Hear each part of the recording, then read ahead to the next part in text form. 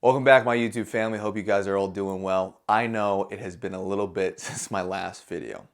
All right, today we're going to go over my Strongman Nationals results and what this means for this upcoming year.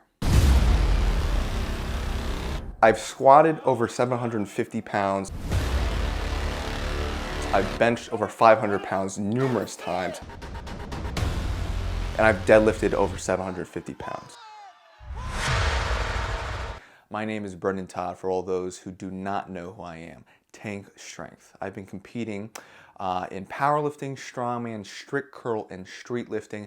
My mission, my goal is to be a strength sport phenom, to achieve something that I've never thought possible that I could achieve, to continue to get bigger, stronger, and better, and really push the limits of myself. And truly, truth be told, I do not believe there are limits. So, thank you for watching this video. Thank you for joining me on this journey. And let's get started. All right, Strongman Corp 2024 Strongman Nationals. Now, this competition was held in Greenville, South Carolina. So I went down with my family, friends, and competed. This is my first national competition in Strongman. I've never done anything like this before. This is amateur level competition, all right? So there's a pro level, and then there's an amateur level. Now, at the amateur level, there is a 120 kilogram class. So that's 264 and under. So there's 105 kilogram, 231, and then 120 kilogram, okay? Now, the 120 kilogram class is not the biggest classes there are. Obviously, the open class, and actually for the men, the 105 class is also pretty big. But we had 20 competitors at Nationals this year, and that's pretty damn big. That's pretty severe. And a lot of those competitors, you know, if you're 280, if you're 270, you're going to be cutting down to compete with the 260s.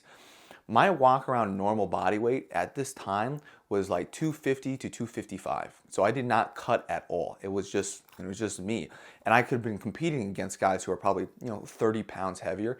And this competition is not drug tested. Strongman right now is not drug tested. So I was competing as a natural against people who may or may not have been naturals. All right. So keep that in mind for this competition.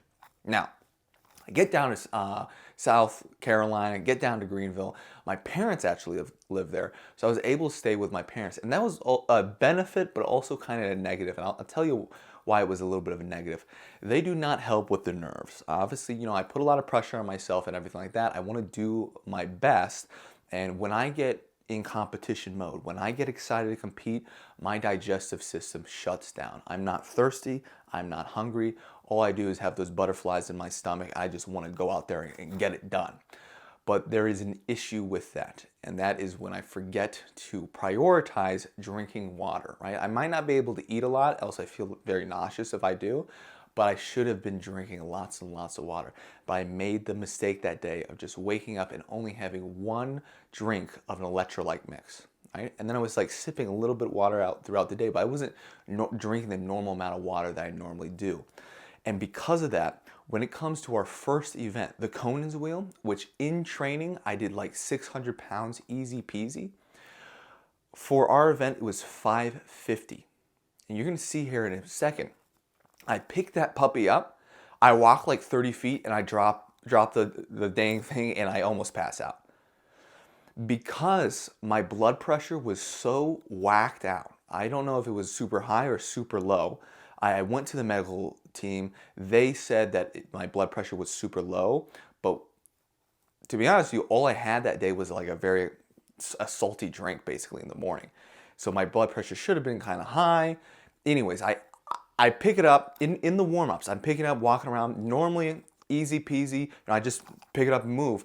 I picked up like 200 pounds. I felt like I was gonna pass out. I'm like, something here is wrong. So I go out there, I compete, and as you can see here with the 550, I don't even make it half a revolution around. I just kind of pick it up and I just completely kaputs and pass out. As you can see there, I'm like wobbling as I go down. Everyone else in the competition did at least one revolution, if not, and the top guys did 2.5, 2.25 revolutions with that weight. And according to my training, I should have been probably at least in the top. I should have been in the top, around top 5 at least. 2 revolutions should not have been an issue for me. But because of whatever reason, my blood pressure was like super low and I was just about to pass out. I go to the medical team, take my blood pressure, they're like, this is all fucked up. And then it hits me. I hadn't been drinking water at all during that day. And to be honest, after this event, I sat down in my chair and I was just like, did I just screw up the whole, I just screw up my whole competition. And I just felt like crap. I was super upset because I was like, I'm not able to compete at the level I know I'm supposed to compete at.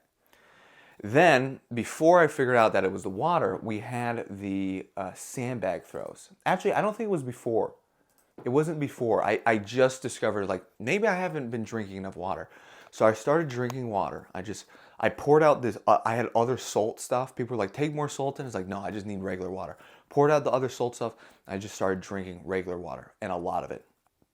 But by the time the second event comes along, which is a back toss, I was still feeling pretty, ugh. I was still not myself. It felt like I had the flu. Like the flu was coming on me and I was just like, I felt like crap. Honestly, it felt like when I had COVID. Every time I had COVID, I felt really, really bad. Like this, like I was about to pass out. So I go into the back toss event. As you can see, the first bag, it doesn't even register on the event. So how the event works is you throw the bag up, there's like, as you can see there's 2 uprights. There's like lasers crossing it. You have to pass the field of the laser for the bag to count as a throw. So that first throw, I had my feet lined up wrong, doesn't even count. So then I get the second throw, and it's a max sandbag throw out of 3 attempts. So you get whatever the highest you can get out of the 3. I took a step back. I honestly, I don't want to say I didn't care, but I felt like, well, if I'm going to feel like this for the rest of the competition, I know I'm not going to do well, so whatever. So I really wasn't putting as much effort or as much focus, I should say, as I could have been there. But, I still tried my best. And actually, funny enough, I believe I tied for second in this event. People were so bad at the sandbag toss that they could barely even get it up. And one of the big thank yous I have to give is my training partner. My training partner, who was competing in the open class, was tossing, is really, really good at the sandbag toss. So he really taught me the technique of scooping my hips under, extending up onto my toes, and that allowed me to get second in this event. Now, before we go to the last event of day 1, there was 2 days. The last event of day 1, let me explain to you how Strongman works. So let's say you have 20 competitors in your class, which I had about 20. If you place first in the event, you get 20 points. If you place last in the event, you get like 1 point, okay? And obviously, if you place 10th, you get 10, however it figures out there. If you tie, I think you add both the places points together, then you divide by 2, right? So if first and second tied, you guys get this both the same time, you add your points together, boom. So it would be like 20 and 19, boom, divide by 2, that's the amount of points you get. So that means my first event, I got dead last with that CONANS wheel. I got 1 point. Second event, I got second point. I tied for second, so I didn't even get the full 19 points. I tied with like 4 other guys for second place. So I went from dead last. Keep in mind, I'm basically in dead last for the first event. I'm now probably in the, lower end for the second event. I mean, completely screwed the pooch on my competition with that first event. But I've been drinking a lot of water. I was able to get a little bit of sugary candy in, so that helped with the glucose. And I made it to the third event. Now, the third event here, it is a KRATOS bar 815 deadlift. And the camera work here is not the best. The KRATOS bar, it bends a lot. And because of that bend, it kind of pulls you forward and whips you around.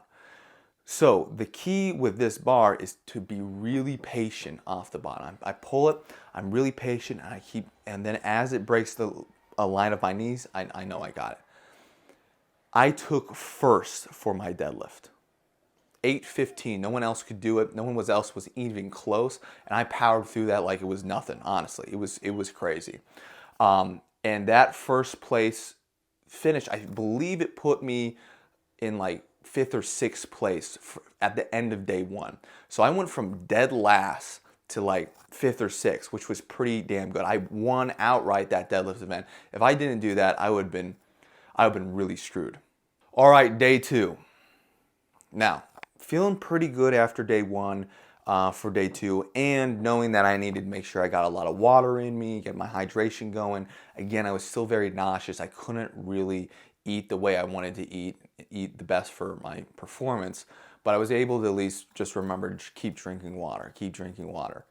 So we started the day off with a press ladder, alternating from axle bar to a log. For those who don't know what an axle bar, it's basically a pipe. It's basically just a pipe with weight on it, right? So it doesn't spin or anything like that. You can't clean it up like you see these Olympic weightlifters do, because those collars spin, allowing you to clean under it. These guys don't. So you have to do what's called a continental clean and then press. So you kind of cleaning up your body into the press, all right? So the first axle we're gonna do in this competition is a 255 axle. After that, you get the down command, you go to a 275 log, get the down command, get a 295 axle, down command, 315 log, and then you finish off with a 335 axle, all right? So the 255 axle, it didn't go up as, like the clean wasn't as smooth as I like, but the press was pretty easy. The 275 log also wasn't too bad. My problem with the overhead press is finding that groove. The technique needs to be it doesn't need to be super perfect, but the better your technique, the easier you're gonna get into that groove, and the press is gonna become very easy. If you kind of have your breath kind of a little wonky, or if you're cleaning that log and you're breathing out or something like that, you'd be totally destroyed. Now this 315 axle here, I knew I had to get it because no one else was. So I took my time, took a deep breath, rolled it up, holding my breath, reset my feet, boom, hit it. That was probably the most unsure lift I had. I knew the 335 log axle I wasn't gonna get. I did slam it there, which was not, you're not supposed to slam it. Respect the equipment. At the same time though, I was just so excited. With this performance, again, I tied for second, but this time I only tied for like second with like, I think either it was like 2 or 3 people. So I actually got a lot of points doing so well with that. Most people were hitting 1 and 2, a few hit 3, and only 3 people actually hit that third, the third lift of the 315 log. And in training, I got up to about a 320 log, and it wasn't in repetitive, it wasn't like one after another. It was, I hit that 320 log, I was pretty damn happy with myself, but, in competition, everything's a little bit different. Anyways, took second place there, super happy, feeling good. Then we move on to our farmer's carry, 320 each hand, 320 each hand for this farmer's carry. In training, what I figured out was if you're carrying the farmers and the bar's just kind of sitting in those knuckles here, you're not taking a deep grip to it, you're gonna lose that grip real quick. You have to kind of get your hand deep in there, really have it your hand as deep as possible in there when you grab that bar. Something you're not taught in powerlifting. Powerlifting, usually you usually keep it in the fingers a little bit more if you have a strong enough grip. But here, I have to really get my hand deep into that handle in order to make sure I can hold it the whole time. I knew I should not put it down. That's the only way. I was pretty good with these in training. I knew I had to not put it down, and hopefully I could take away the win in this event. Nice pick. The problem was too, my pick was way too slow. I did not pick that guy up fast enough. But I was patient with it. That guy to my right here got or to my left, depending on which way I'm facing here. That guy he got first, right? And if I set myself a little bit better, I think I could have done a bit better time with the job. And that turn there was also tricky. If you turn, and you're gonna see in this other point of view here, if you turn, and the handles keep kind of going, it kind of messes with you. And it was like basically in front of my legs. So I knew I had to sprint and go as fast as I could. I was trying to catch up with the guy, but didn't quite make it. Got second in the place, thankfully, pretty far ahead of the other dudes. Then we had a sandbag over yoke. You carry it, you throw it over the yoke, you go back, you pick up the next sandbag, carry it, throw it over the yoke, and go. You're gonna see here I kind of stumble a little bit because that feeling of going passing out, I kind of like was losing my, I felt like I was gonna faint. It came back and it was like kind of affecting me here. So I think I only got third in this event. It wasn't my best performance. I could have done better. I pick up the weight, and as soon as I approached the first yoke, I felt like I was gonna stumble and pass out. Picked that guy up. The speed was fine, but then I went to stumble. You can see it wasn't a smooth throw over because I ran up, stopped. I was like, oh shit, I'm gonna pass out.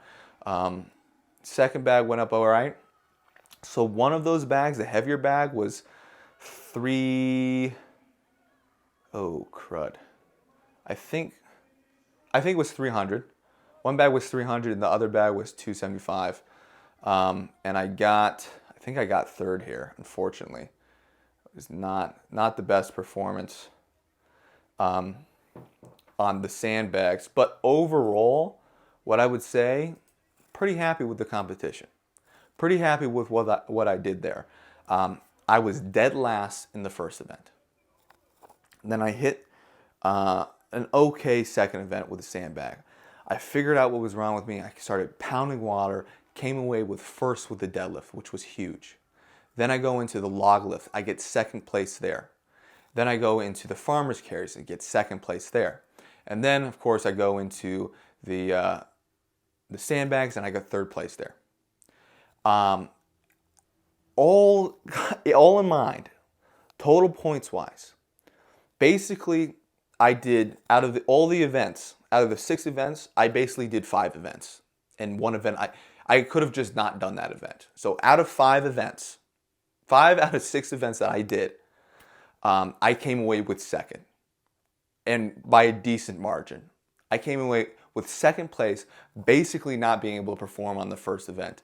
It was huge. If I did all right on that first event, if I did what I knew I was doing in training, what I felt like I could have done, I am confident I would have gotten first. But of course, shoulda, woulda, coulda, but. That second place got an invite to the Arnold's. So that's the World Amateur competition at the Arnold's this upcoming year, March 1st and 2nd. And took a big, that was a big win for me, honestly. Being able to go from dead last to second place to finish out the competition. So I'm very, very happy about that. Now there's just more to come. All right, guys, I hope you enjoyed the video. Thank you so much for watching. If you guys like this video, please like, subscribe, and comment down below. If you don't like this video, comment down below and tell me why. If you are interested in unlocking your next level of strength, please visit my website, tankstrengthcoaching.com, and check me out on Instagram at tankstrength. All right? Hope you guys have a wonderful day, and Merry Christmas too. All right, guys. See you later.